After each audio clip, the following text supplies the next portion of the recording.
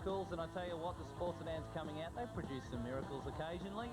And Tony Ricciardello on the front row, courtesy of his win from the first championship race. And as you can see, slightly depleted field due to the fact that a lot of people are missing, and also we had a huge crash in the first one. Well, we surely did, and a number of the cars severely damaged. But one of the cars that sort of has been moving up exceptionally well is Tony Wilson. He's on the second row in grid position 4 in that red and white Commodore. And they've got that car working very well. Very impressive in the previous race.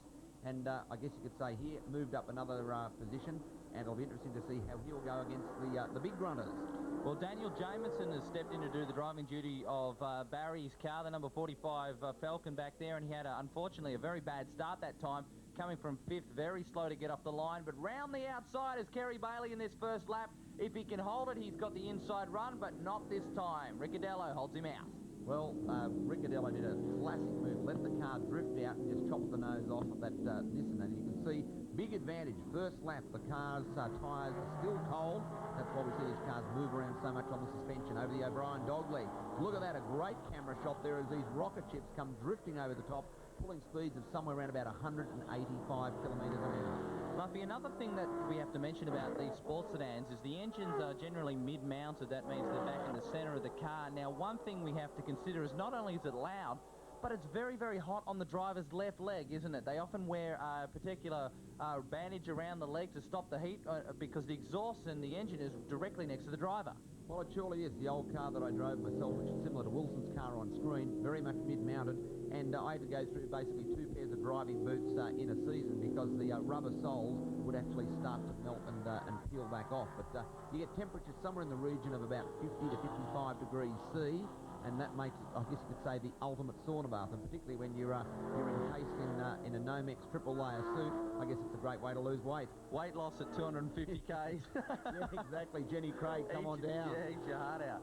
I tell you what, good start from Ricciardello. Look at the ground he's already pulled out on Kerry Bailey. He's certainly thrown the gauntlet out here for the penultimate round of the Sports Sedan Championship, because if he gets this one, it's 3 in a row. Mick in the background with a big slide. Wilson also getting the tail out there. Now, that's a pretty bit of a slow-speed corner, that one. So with this much horsepower, I suppose you've got to be very gentle on the gas to get it out. Otherwise, you can smoke the tyres because there's not a lot of speed, therefore not a lot of downforce. So speaking of downforce, didn't Ricciardello's thing get a bit of a twitch? Well, very twitchy car. The Alpha jumps around over the top of the O'Brien dogleg. It's getting very light as you come over there. It does a right, a left, and the car's getting up off the suspension.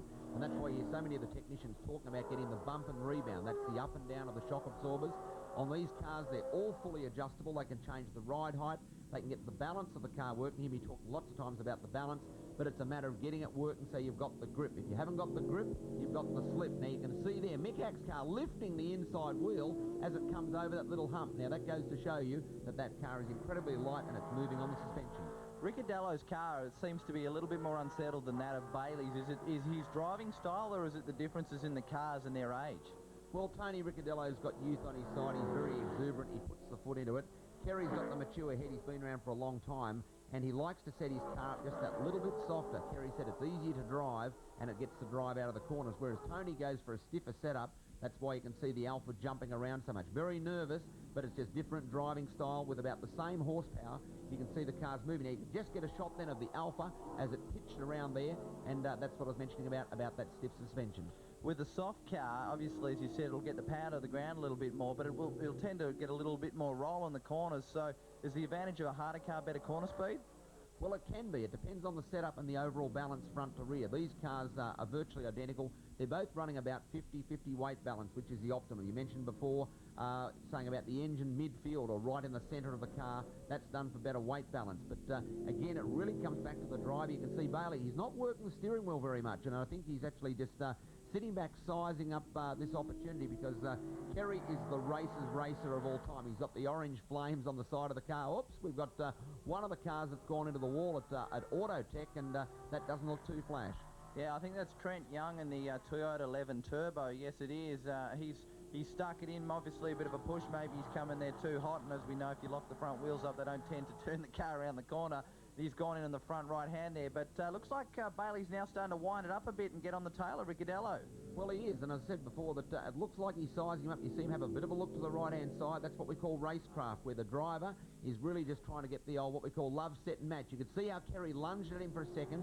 What he's trying to do is trying to make the mirrors get very busy for Ricciardello. So he actually comes up on the back of him, he goes to the right, he goes to the left, and hopefully he's going to have Ricciardello making a mistake. But Ricciardello, he doesn't make too many mistakes, I can assure you. Bruce DeBoo's had a bit of a drama at the bottom end of the racetrack there, and he's just trying to pull it a little bit further from the racetrack so he keeps his Mazda RX-7 out of trouble. He also had that lose in the first race, which we saw at the end of the race, parked over just off the side of the O'Brien aluminium dogleg. Luffy, I have to ask, we often see these things as Bailey has a run down the inside. We'll go with this action first. Boy, that car's good under brakes. Ronnie O'Brien, not so good, bit too much power out of the corner there, and he's backed it off the turn. But we often see these cars with the tail out. How far can you put these things before they're going to go round on you? Well, they're very hard to, when they step out, to get back, because being a mid-engine car, it actually pivots right around the centre point of what's called the polar moment of the car, and that's right through the engine. So if you get them too oversteery, that's when the back end is stepping out. It is very hard to bring them back. Even with 600 horsepower, the old if in doubt, power out doesn't work. You really have to lift off the gas pedal to get the drive coming back at the back end. If you give it too much power, it just keeps rotating around the engine. Yeah, it must be a very fine balance and takes a fair bit of experience to work out when you can get off it, when you need to throw a bit more opposite lock in. I tell you what, bit of a lock up there from Ricciardello. Bailey's car has to make up 2 car lengths at the bottom end of the straight, but Ricciardello's Alpha must have a bit more horsepower because it just manages to pull away. Look at Bailey, under brakes there again. Wherever the picks are involved, that Bailey Nissan pulls right in, but when it comes to pure grunt, I tell you what, I think Tony Ricciardello's got a few more horses under the bonnet.